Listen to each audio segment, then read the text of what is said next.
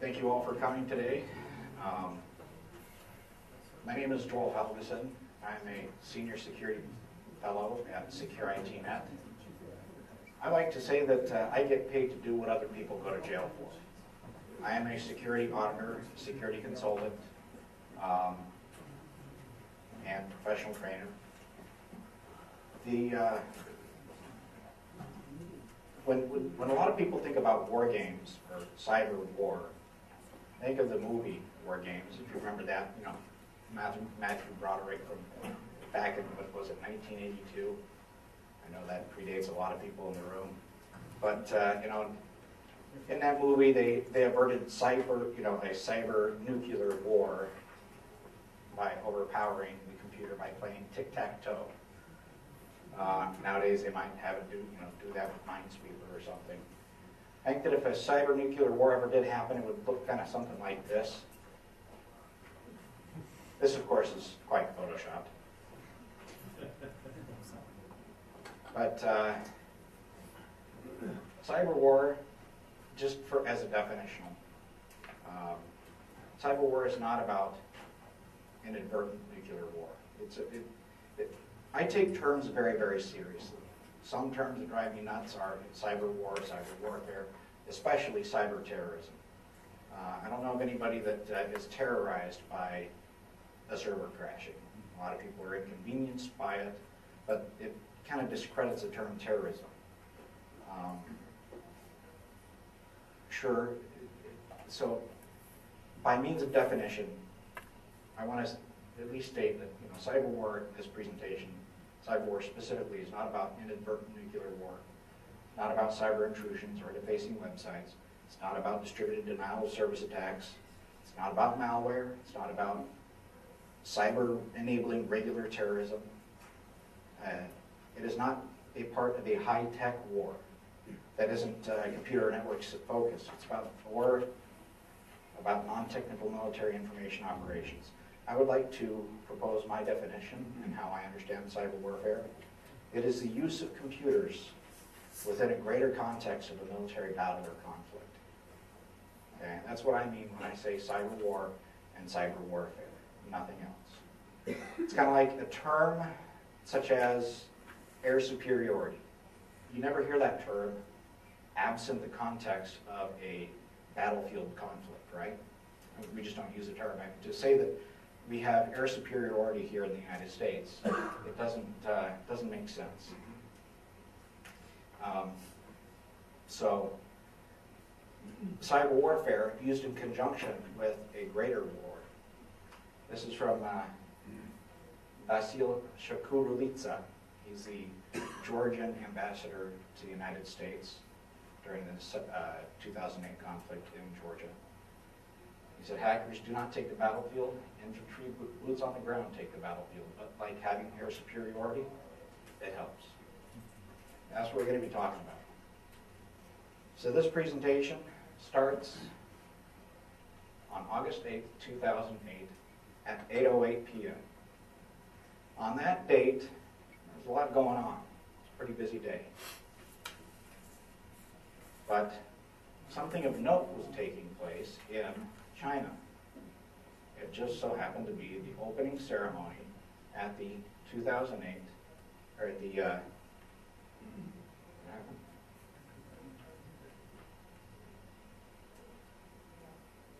it was the opening ceremony at the 2008 Olympic Games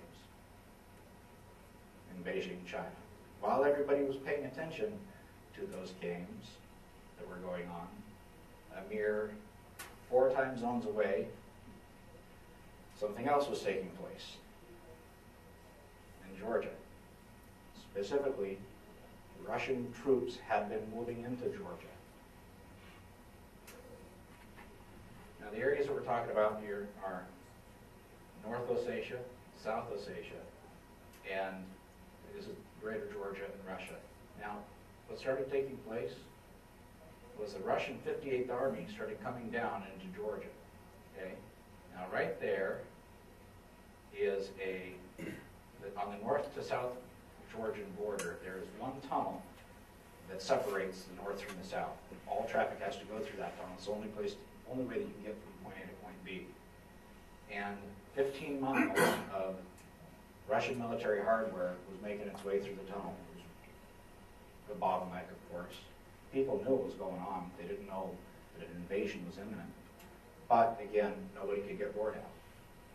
There was not a whole lot of talk going on. So then, Russia launches an attack against Georgia and airstrikes into Tbilisi. Meanwhile, we have the Russian Black Fleet in the Black Sea, the Russian Black Sea Fleet, and the Georgian Navy came up. They had an attack, came down. This is a blockade right there, and then they came in and made landfall.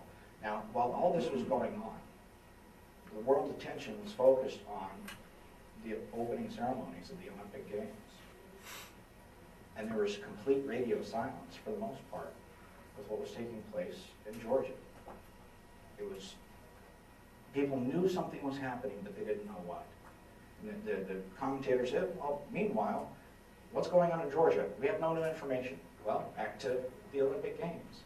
Now, what was going on was that there was a cyber war campaign in conjunction with the land invasion that was doing a denial of service attack against the entire information grid. They couldn't make any, they were basically being cut off from the world. So, nearly all important websites were taken offline, the presidency website, ministries, courts, and parliament, among others. The news and media sites were taken offline, as well as universities and hospitals. All right. The Georgian public, they didn't know what to do. They knew something was going on, but they didn't know what. It was pretty much spread by word of mouth, and panic was ensuing. This is what people were seeing. They couldn't, it was crippling. Cyber attacks are not about, cyber attacks are a part of the information war. Making your enemy shut up is a potent weapon of modern warfare. And that's pretty serious. I think within this context, cyber warfare is very real.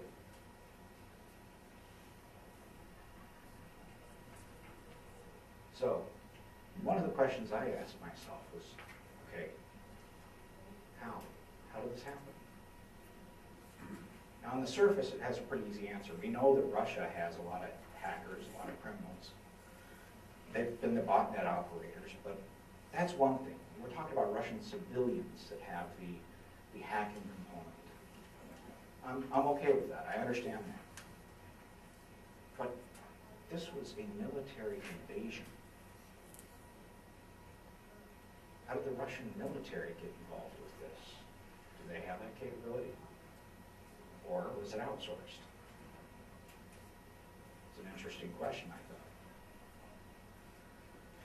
So to answer that, take a quick jump from Russia to go visit Moscow.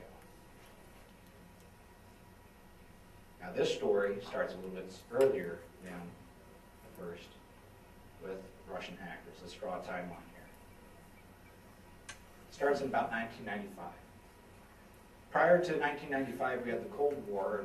Prior to the collapse of the Soviet Union, there was the Cold War. During the Cold War, we had technology export restrictions in place whereby we could not export any of our advanced technologies to the Soviet Union. When the Iron Curtain collapsed, when the Soviet Union collapsed, we could suddenly export. Now, as we started exporting computers to the Soviet Union, they started adopting those. And who's the early adopters of technology? Kids.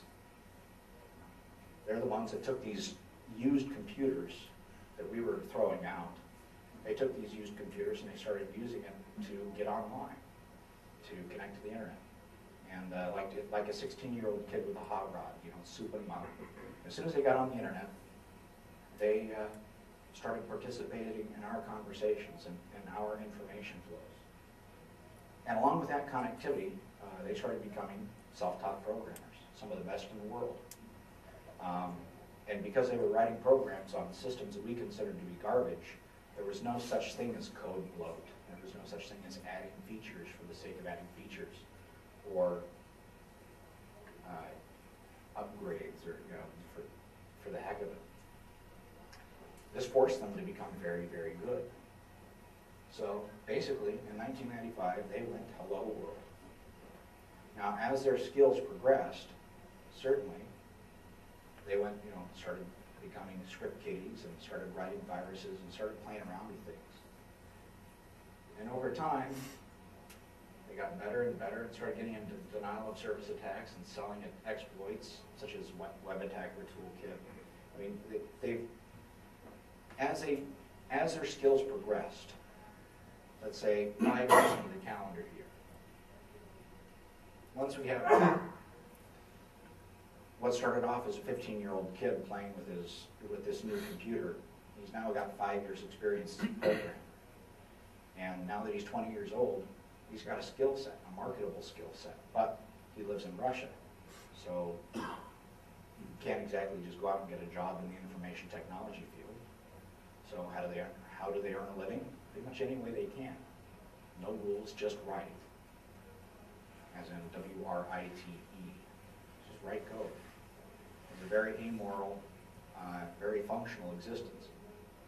So as their skill set progressed, they started getting more and more sophisticated with worms, botnets. The Web Attacker Kit was something, you could subscribe to it, pay them $20 and give them access to your server, and they'll come in and put the exploits on your server so that anybody that visits your website can be compromised and have cookies stuffed in there and malware installed so that you can make money off of your visitors to your website. So it was monetizing the hacking. So up here, we started seeing Brazil and Russia get into an arms race, and this is going to be more significant later on. But they got into peer-to-peer botnets, fast flux botnets, and hyperflux botnets. I mean, they would really increase the sophistication of their attack tools and attack scripts. That it's very, very impressive. But basically, the takeaway from this slide is skills development and skills perfection. We'll come back to this. It takes about 5 years to become get up to speed on computer programming, and about 10 years to become an expert. By about 10 years, you've got exposure to enough tools, enough operating systems, enough languages that you can pretty much code whatever it is that you need to get done. And following that timeline, we can kind of see what's going on here. So, using the same timeline, we have Russian government. What's going on with the government? Because these two timelines, they tend to converge. What happened was, when the Soviet Union collapsed, a massive amount of privatization started to occur. And by privatization, I mean they were taking government assets and selling them to whoever would buy them. And the people that controlled that were the ones that were close to the levers of power at the time of collapse. One of those people that were close to the levers of power was Vladimir Putin. And that's where we get to see a lot of the oligarchs come from the Soviet Union, people who became billionaires off of the collapse, as they were monetizing the assets of the Soviet Union. The problem with the collapse is that force became a commodity. As the rule of law started to break down, what started happening was criminals would run wild. There was no police force or even if the police did catch them, they couldn't do anything with them because there was no functioning legal system. So what started happening is it was just complete chaos.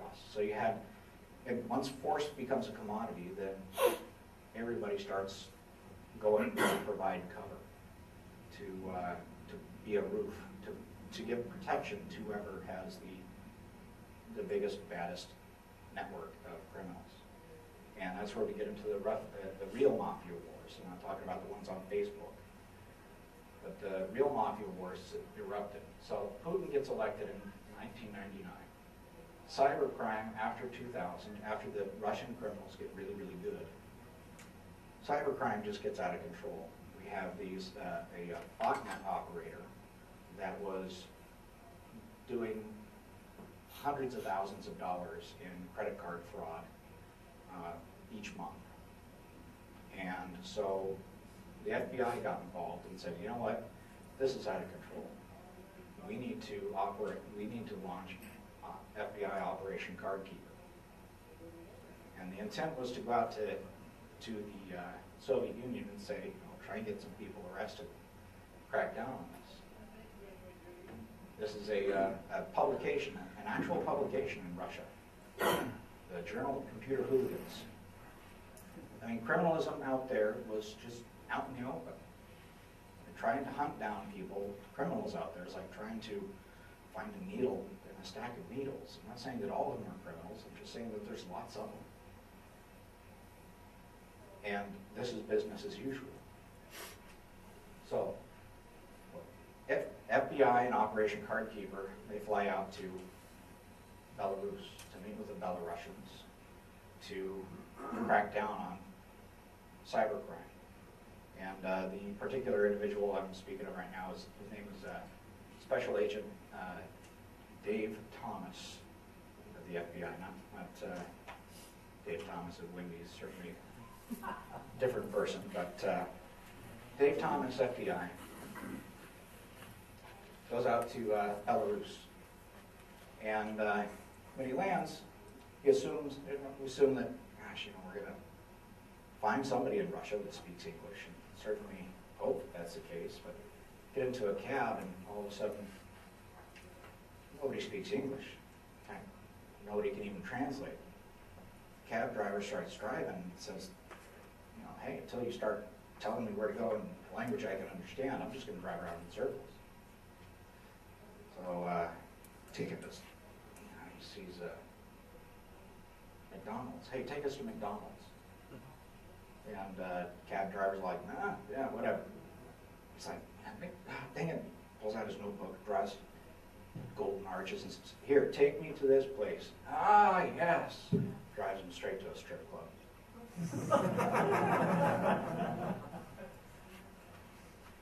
So, but once it gets to the Spetsnaz headquarters, the Soviet equivalent of or the Russian equivalent of the FBI, if you will. They go in there and they say, okay, our guy's over here. Basically, this guy was operating a hacker hotel. I mean, there was a 4-story brick building in Belarus, or in Minsk, that was just filled up with hackers that had reliable power, had reliable internet. So every single room in that building was going at an auction rate month to month. Basically, whoever could afford to pay the rent got to stay there. Okay? And one of the guys in the top penthouse suite was the guy that they were looking for. And FBI said, you know, that's our guy. Russian police are like, let's go get him. It's like, what? No search warrant? No. It's like, search warrant, what's that? Never heard that word before. It doesn't translate our language. So they approach the building. And as soon as they approach the building, it starts raining 100 gig hard drives out the windows. Okay? They make entry into the building. They go up to the penthouse suite, take the door off the hinges, and right behind that door was a welded steel door. And Dave's all like, oh, man, okay, bring in a hostage negotiator, set up a telephone line. Russian police were like, none of that. They went to the door next to it, kicked the guy out of his apartment, went in, put a hole through the wall, pulled the guy out through the hole in the wall. And they gave him a whoop, whoop, whoop for the trouble. Okay? Now, by the time they got in there, he had taken a wok, a cooking wok, and in the wok, well, on the stove was his iPhone, his cell phone, memory cards, camera, all of his digital media was just sitting, melting into the wok. And every single room, every single server in his apartment was connected to a degaussing box. These are sold in Europe. They're about 300 bucks a piece. And he had every single hard drive attached through the ribbon cables to the degaussing box. And basically, all you have to do is click the button on a key fob, which he had in every room of his house. One of the key fobs, just push the button, and all of his data deleted. So, memory, everything's gone. There's no evidence. What are we going to do? An entire operation didn't turn out to be a complete failure. There was other raids going on in other countries. But you can kind of see the problems that we run into as we try and crack down on crime overseas. It's like you can spend a lot of money, a lot of resources, and come back with nothing. So, once after all that, he was held for a few weeks. You know, they basically had to just let him go. Gave him another whoop, whoop, whoop for the trouble. And then he ran for government office. Because once you're in government office, you're immune from prosecution. So that's kind of what we were dealing with. So we said to Vladimir Putin, look, we know that you are receiving billions of dollars in revenue from cybercrime. Can we have you implement some sort of law and order? Because here's the deal. Right now you're getting you're getting millions, maybe even billions of dollars out of cybercrime. But if you bring your legal system online and you sign a legal agreement that's enforceable in a court of law, well then you'll start to see trillions of dollars in foreign direct investment. People will want to come in and invest into your country to help you build up your oil resources and extract help with your mining and help build up infrastructure. And we knew that if we had been building up, serious infrastructure, that would win out to the cybercrime that was going on. So certainly, they implemented law and order, and it was done kind of like it is on TV. All the cases were wrapped up in about 1 hour. Judge, jury, executioner. But see, the thing is that as foreign direct investment came online, they started getting hundreds of billions of dollars in contracts. They started getting, $100 a barrel in oil, and then Yukos oil started taking place in about 2004. That was pretty serious, where they had Yukos oil was making a lot of profit off of like selling oil, as oil companies tend to do, and they decided to claim that they were not paying their taxes, and so the Russian government seized the company and threw the company president and its board into jail for non-payment of taxes. And in my opinion, it was completely all made up. They took all the money that was in their bank accounts and pilfered it. And things just started tending to just break down again. Okay? So as their oil revenue started to go up, and as they started making money off of oil and natural resources that were coming in, they started revitalizing the Russian military. Now, Vladimir Putin is an old KGB guy. He longs for the old days, where Russia mattered. See, during the Cold War, no country, no foreign nation would ever make a move without asking first, what does Russia think about this? Of course, once the Soviet Union collapsed, nobody cared. He wants to matter again. And so as revenue started coming in, he started doing flyovers and rushing up the fighter jets and the Russian Bear bombers and doing overflights of Norway and came up over the North Pole into Alaska. And we had to scramble our fighters going, what is this, 1985? And it's like, I'm sure they had like a cassette tape playing of like Top Gun. Something, who knows. Anyway, so now what what happened is that we're talking signals intelligence. Right. Going back to the KGB, there's two things.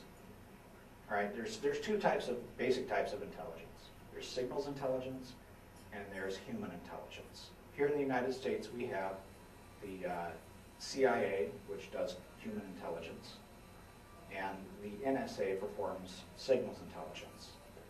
Now, when the Soviet Union collapsed, they had a pretty robust signal intelligence capability and human intelligence, while the signals intelligence capability withered away very, very quickly without constant ongoing investment. It just kind of withered away. And as it came time to start cracking down on the Russian criminal networks, started taking a look at that and went, wait a second, you've got botnets, computers compromised throughout the world, infested with software. That seems to me like a pretty robust signals intelligence gathering capability, wouldn't you say? So as they went to crack down on it, rather than doing just cracking down, things got kicked up a notch. So, which brings me to the section on hackers joining the apparatchik. Apparatchik is a Russian word for apparatus. That's how they refer to the government. So, in 2004, we had the Russian business network. It was operating under Tucoin and Gov't. 2006 was the first time that we saw the Russian business network. It was a blatant cybercrime, bulletproof hosting network, and it was a real sewer. They would host botnet command and controls, hacker sites, child pornography. I mean, it was serious. It was big. It was robust, and it was located at 12 Levahusky Prospect, St. Petersburg, Russia. Again, no hiding it. It's right out in the open.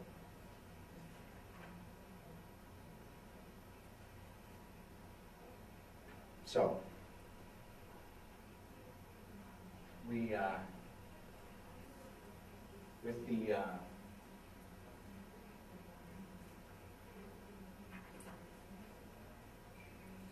does anybody have any questions at this point? Yeah, what happened in 2007 to make them go dark?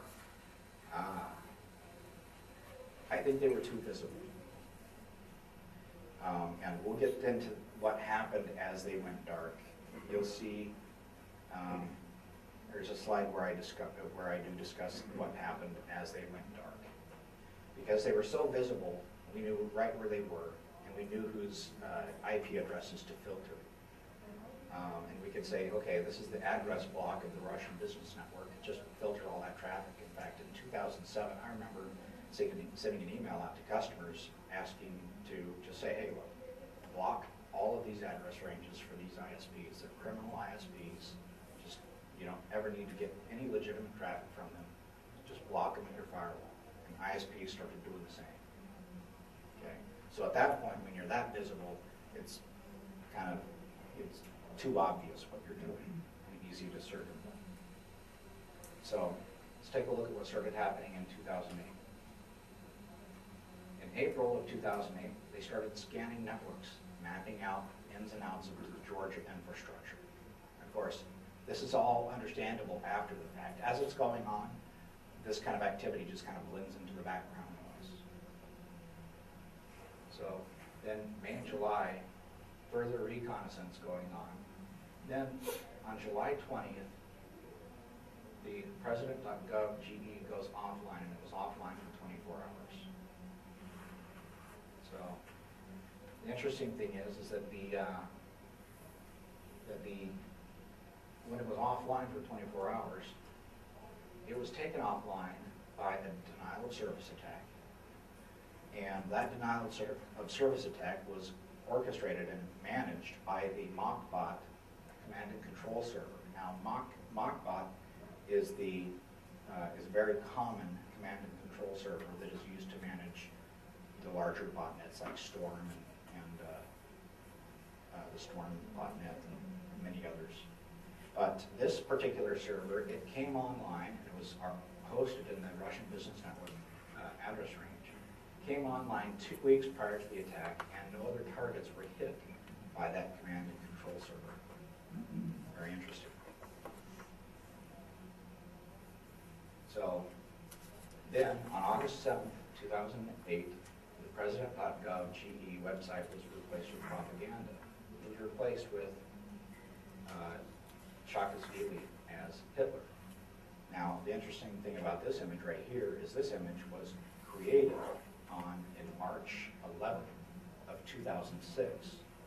So, well, 2+ years prior to the attack. So this was planned out long in advance. Okay.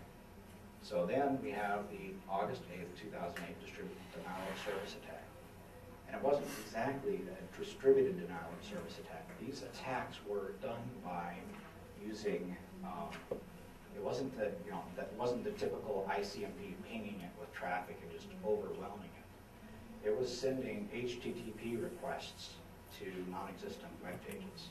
So as the web server would search for that page and then come back with a 404 not found error, they were overwhelming the CPU resources and causing the servers to just lock up and crash. So it wasn't the amount of traffic, it was the type of traffic that was being sent. Now, this was actually all being done on the civilian side. It was all coordinated with private entities, private civilians that and coordinated through chat rooms and IRC and instant messaging, saying, look, go out and these are the websites you want to hit. There was links to the software to download, and people could just go in and take part of the information attack campaign. Now, what was happening also was Russia was saying, hey, Georgia attacked us, so we're retaliating. There was no attack. Russia was invading.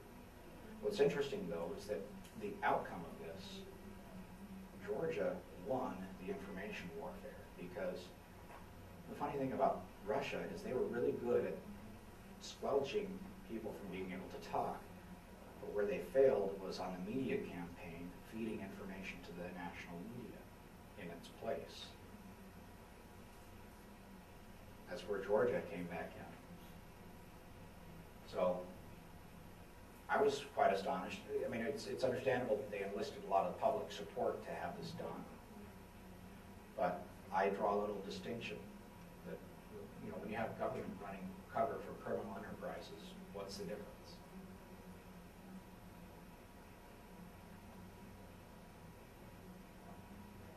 Any questions at this point? Comments? So, Georgia was offline from August 8th till August 11th. All right. Nobody could, from all sources around the world, nobody could send any traffic to them. The news websites were offline, everything. In the modern world, you can't just wage war with your tanks and planes. You have to use media.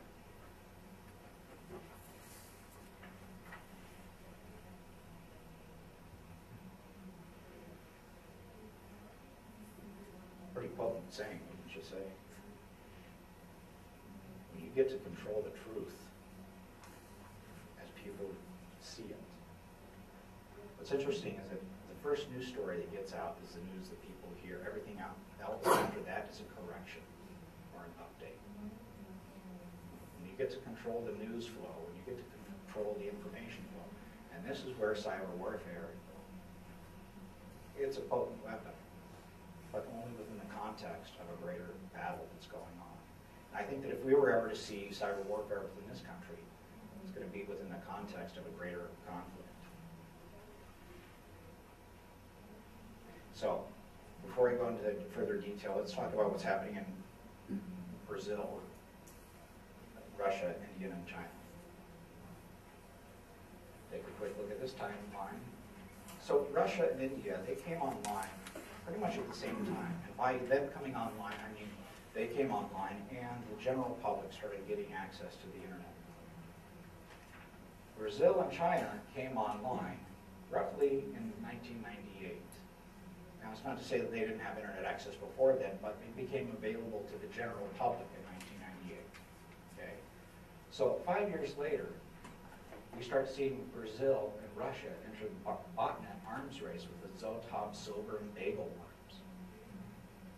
I don't know if any of you remember those worms specifically. I do, because being involved in the industry. But there's that 5-year development cycle that I referred to earlier. So the Russian business network goes dark in November of 2007, and then we start seeing Chinese hacker activity increases in 2007. Really? Are you sure about that? I mean, where are the Chinese hackers? They should have started appearing back there, wouldn't you think? It's not to say there's no such thing as Chinese hacking. What I'm saying is that if you're going to be a good criminal, you need to redirect your traffic. You need to use a good proxy. And, of course, being neighbors, it's kind of convenient, wouldn't you say? So, I mean, just like we saw the Russia and India came online together, we started seeing Russian activity here. Where's the Indian traffic? Now, certainly there are, cyber criminals in India, of course, but nothing on the scale of what we're talking about, nation-on-nation conflict. Now, the difference lies in areas of connectivity. Okay, now this is a graph that was developed by Thomas P.M. Barnett. He's a consultant to the Pentagon. Now, some of you, just as an aside,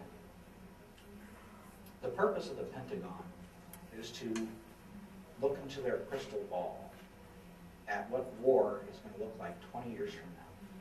Okay, and envision what what warfare will look like, what the enemy looks like, what the battlefield looks like, what kind of weapons are they going to use against us, and what type of weapons do we need to have to fight that war. Okay, well, with that 20-year timeline, that timeline gets updated every year. And every year, the military gets rid of 5% of what's old and buys up 5% of what's new.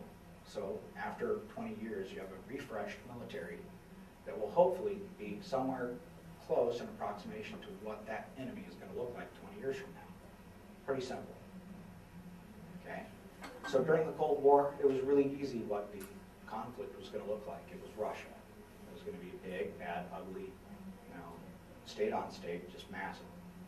But it was pretty easy to plan for that. Then when Russia collapsed, they went to a dual theater conflict scenario, where it was the United States and against China and somebody else.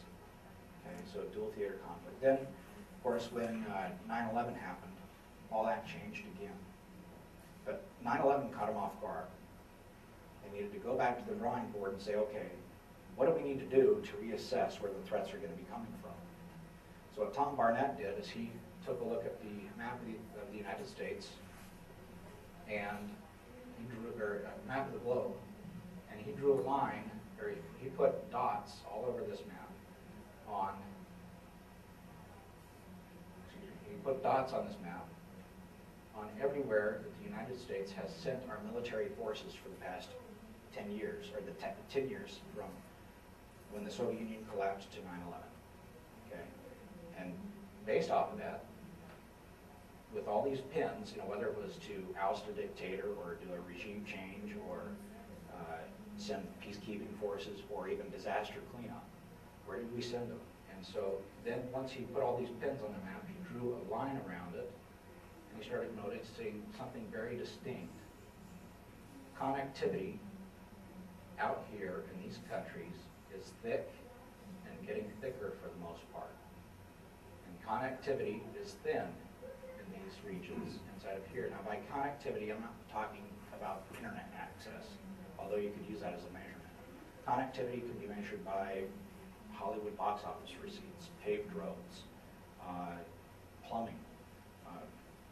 Any measurement that you want to use to measure connectivity, it is thicker out here than what is referred to as the core, and it's thinner inside of the gap.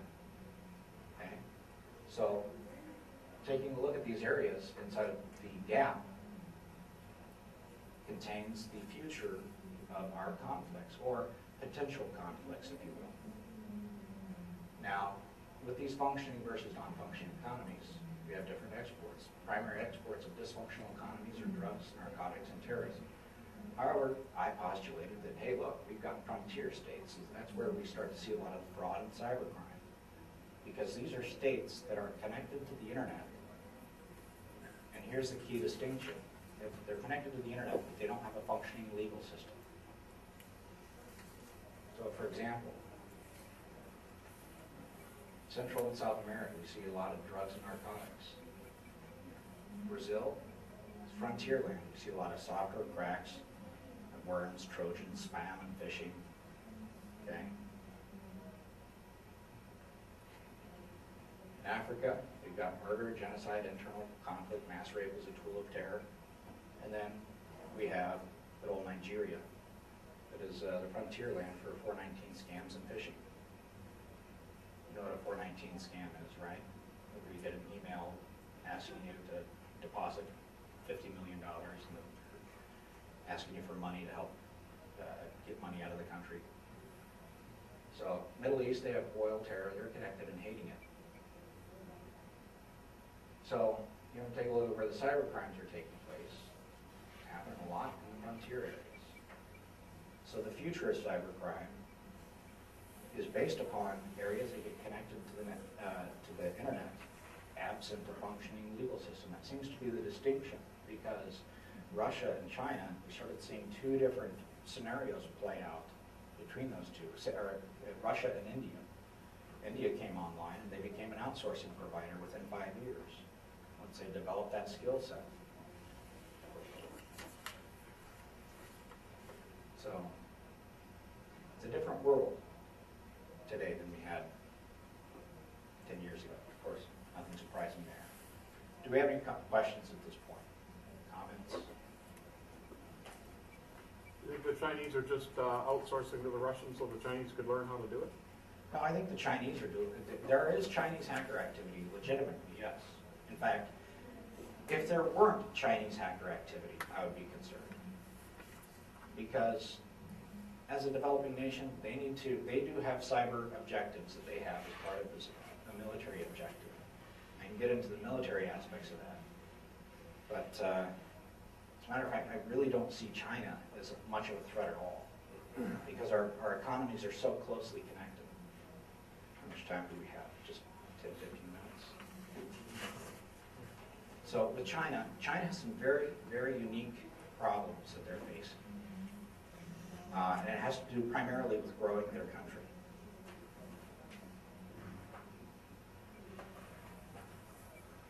There's some cyber attacks in the U.S. Department of Defense, many of them coming from China, jumped nearly sharply in 2009. The Congressional Committee has reported. It's interesting that these types of things go to the press and they get advertised all over the place. But the view of the military is, the problem with this kind of warfare is determining who the enemy is, what's their intent, where are they, and then what can you do about it. Then you have the former director of the FBI, National Infrastructure Protection Center. The U.S. government doesn't really have a policy on the use of these techniques. The closest analogy is to covert actions. They take place, people have strong suspicion about who's responsible. But as long as they're not able to prove it, there's very little that they can do about it, and so there's not much outrage expressed. The thing is that if the traffic is coming from China, do you think it's really coming from China? I mean, don't you think that China would at least try and disguise their activities? I mean, if it's a government operation, certainly you make it go through a proxy over here and make it look like this guy's probing you. I think it's a lot of Russia. I really do. And the thing is that our United States military does gather intelligence on their networks. It would be irresponsible not to. That if a scenario broke out, they need to have the plans in place to respond. So, China, quick summary on them. Yes, they are building a navy, but it's not a blue water navy. Case in point, the tsunami crisis of 2004. Gosh, it's been that long. Yeah, the tsunami of 2004. The United States projected, we sent a few aircraft carriers out there. We were the only nation that was able to provide peacekeepers and resources for weeks on end. The Chinese sent 2 weeks, it sent their own support. They just about died after 2 weeks of going without room service. Nobody can project power like the United States, but the Chinese military is pretty much a defensive capability that they're building up. Chinese also have a big problem on their hands. With the birthing restrictions that they put in place, they've got what is referred to as the 1-2-4 problem. That's one child supporting 2 parents, supporting 4 grandparents. Okay, you have one income earner that is supporting all of that. And if any one of those gets, any one of their income producers gets removed from that scenario, China is in a precarious position to have their economy collapse. Now, a Chinese collapse of their economy would look very different to the collapse of the Russian economy. Because when the Russian economy collapsed, at least the vodka is still cheap. Okay, but the problem with the Chinese is, of course, their culture. It's very pride-based. It's a horizontal culture. Here in America, in Western cultures, we're vertically integrated. If you're good, you go to heaven. If you're bad, you go to hell. Okay, and we relate to each other kind of along those. We relate to each other along those constructs. Okay, but in the horizontal cultures of Asia, you get Buddhism, Taoism, all the other isms. They relate to each other on a horizontal basis. It's based upon respect and how I relate to you, my peers. That's why when we started doing business with the Japanese post-World War II, American businessmen were told that, hey, you need to, when you fly out there, you need to take a gift with you. It's like bribery? No. So our American businessmen would just buy a gift at the Taiwan airport or whatever, and then deliver it to their the guy that they were meeting for business, and then couldn't understand why it was that he was insulted. The whole purpose is that, if I were going to do business out there, I would go to a local Minnesota store and get something that was unique, just a little trinket, something local, so that I could give it to them, and then he could go to his family and say, look, I'm so important that somebody on the other side of the globe is thinking about me. He was thinking about me, and he brought this to me from Minnesota. That's the value of the little trinket. It's just be able to say to other people that I am important. Other people on the other side of the globe are thinking about me. That's how important I am. So it's a culture that's very horizontally integrated and based upon respect and as you relate to other people. That's why ritualistic suicide is acceptable if you've embarrassed your family. So a collapse of their economy is going to be very, very different from the collapse of the Soviet Union. We know this, and so we're working to make sure that that doesn't happen. They, in order to do that, need to grow their capacity and their capabilities. They need to go from, I think it was 14 quadrillion BTUs of energy. As a reference, the United States consumes 40 quadrillion BTUs of energy each year, or it's referred to as QBTU. So the United States is at 40, China was at 14. They need to at least double that or triple that within the next 20 years. So they are consuming resources and building infrastructure like crazy. They're also outsourcing partner for providing products to the United States. As they're growing, I don't see them having much of an interest in launching an overt war as long as their economy is still continuing to grow. So they are big participators in nation building. However, they do nation building quite a bit different than we do. And it's on a limited liability basis, heavy on the limited liability part. They're heavy in Darfur, which, as you know, there was genocide going on quite a lot. And the Chinese go, as long as you don't get any blood on us, go for it. They were helping, you know, they were building infrastructure to get resources out of the ground. So they can continue to grow their economy. It's a very,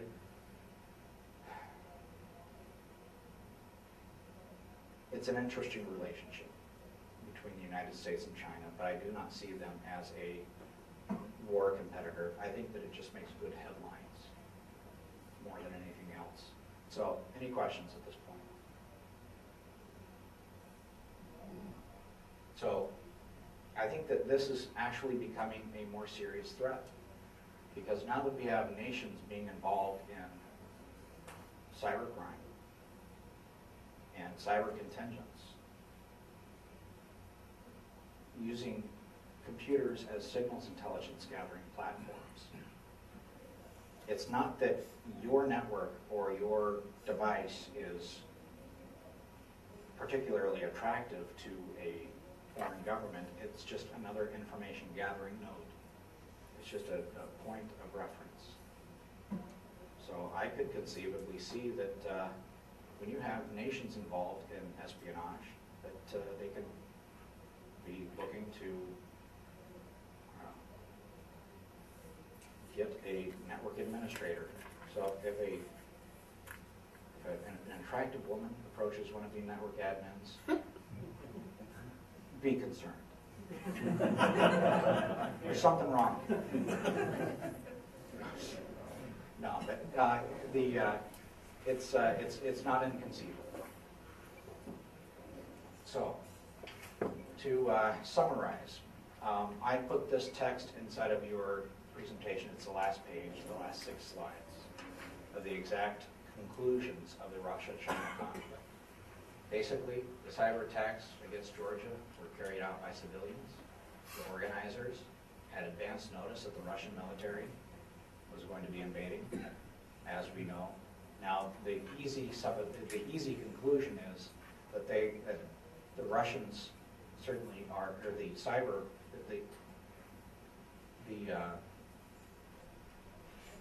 that campaign was obviously orchestrated by the military. So social networks operating over the internet were used to maintain the tools and to recruit the people carrying out the attacks.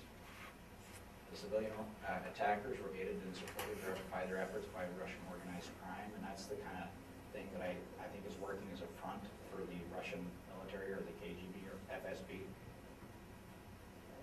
And the total number of civilian cyber attackers involved in the campaign against Georgia was much greater than that of Estonia, but less. The number of computers involved was much smaller because of the types of attacks that were used. So these are all the details of the cyber campaign that you can just read through. So, are there any questions that you'd think I would answer, but I didn't address at this point? Comments? Yes? Doesn't Russia also have another major problem with its population decline, where Iran will have more people than Russia in about 20 years? I think all Western nations have a problem with population decline. And yeah, it's an issue for everybody. But yeah, I haven't thought of it. I've looked into how that might impact their activities. Any other questions? So anyway, I assume the civilians who helped them, assuming the civilians didn't do it out of the generosity of their hearts, they must have been paid off, I would say, somehow. No, there's a lot of cyber nationalism that comes into play anytime your nation is involved in a conflict. It's a lot of the, it really is a case of hacktivism, playing a part in the process. Yes, sir. Why is Brazil Why is Brazil a player in the hacking? Well, Brazil has an interesting problem with their legal system.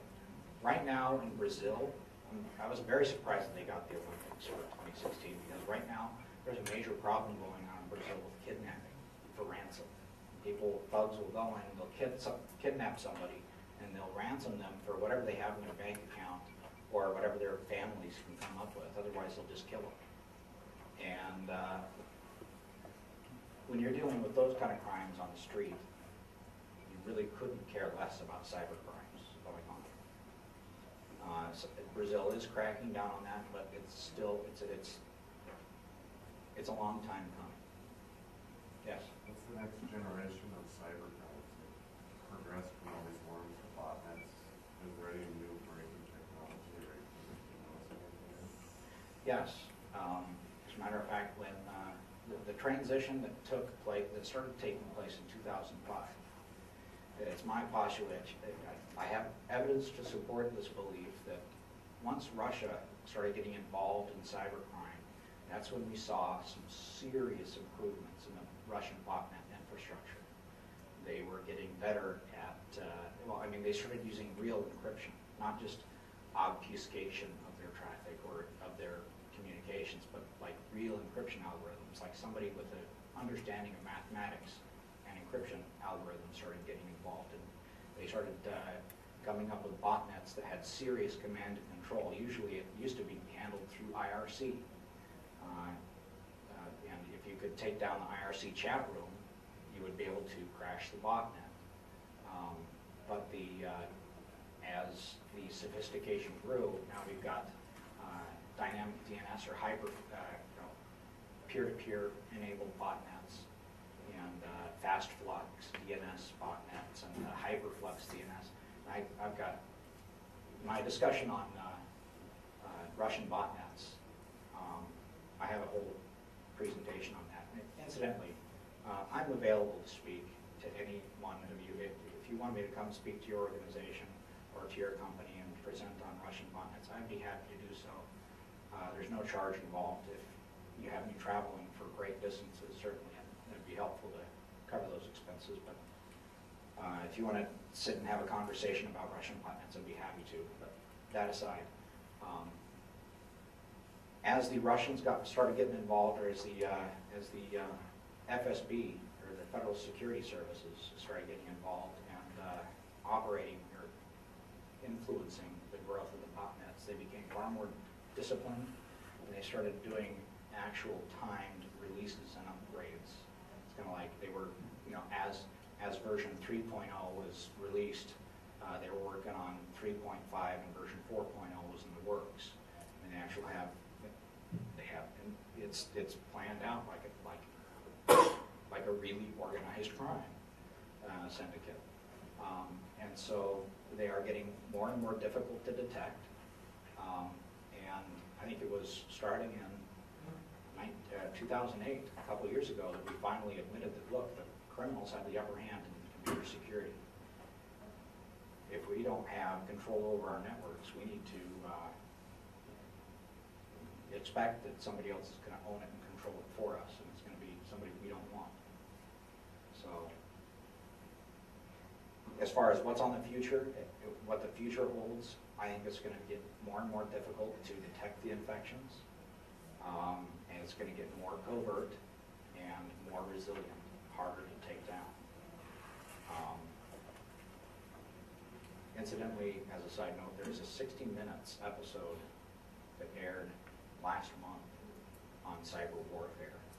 It was an excellent episode. In fact, the only complaint that I have with that 60-minute segment was that they're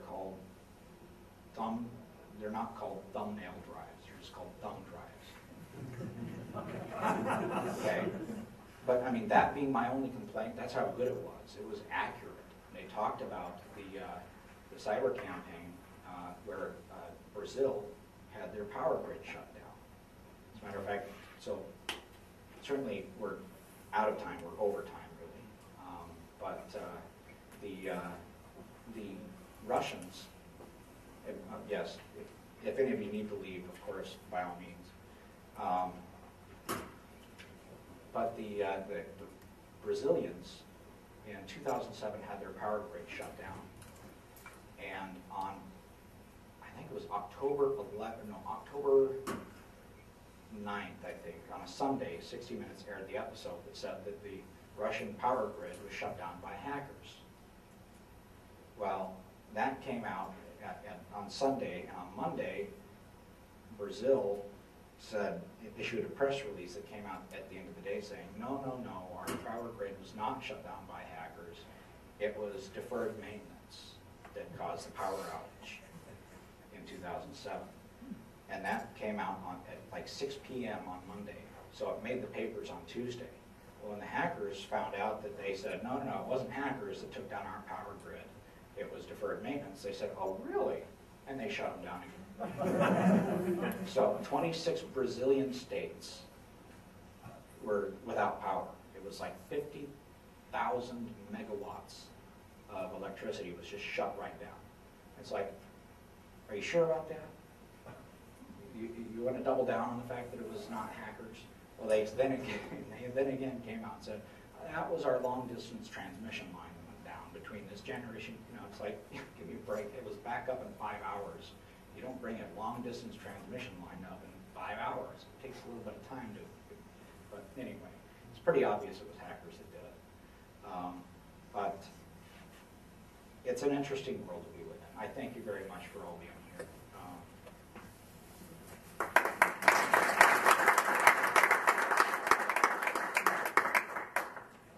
And again, if you have any questions, feel free to come.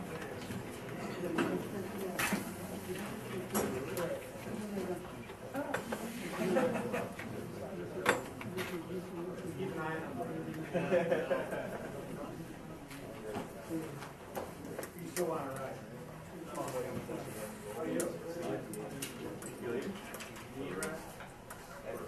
I'll leave whoever needs classes.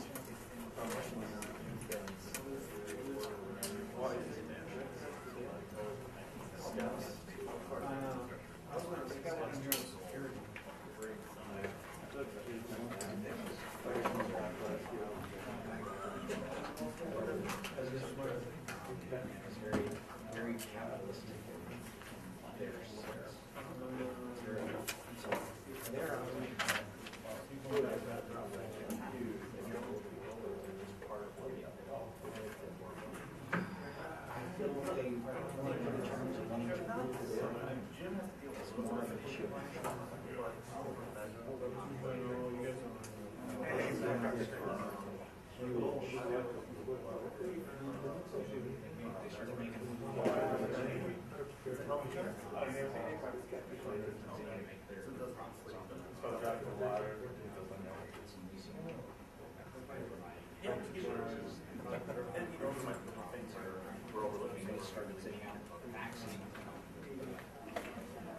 My customers at the bank received a fax from a customer with a legitimate signature and everything, asking them to wire money out to their bank in Moscow.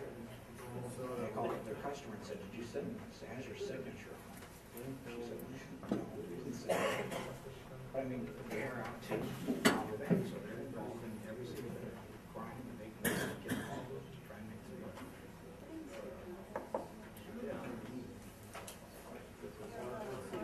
Yes.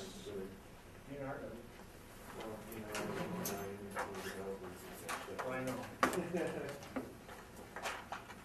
I know.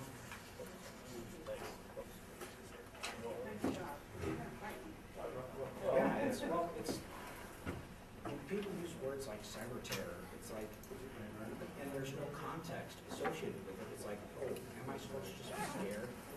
I mean, it's a meaningless term absent the context in which it is being used. I like the word cyber terror to begin with.